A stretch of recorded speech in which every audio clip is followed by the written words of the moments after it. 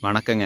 உணவு சுழற்சியில இப்படி ஒண்ணு இருக்கா? அடடா! இது தெரியாம போயிருச்சே! என்ன இது தெரியாம போயிருச்சேன்னு பார்க்குறீங்களா? இப்ப இந்த இலந்தையில வந்து பூ இருக்கு. நெறைய எறும்புகள், தேனீக்கள், குளவிகள் நெறைய வந்து தேன் குடிச்சுக்கிட்டு இருக்கு.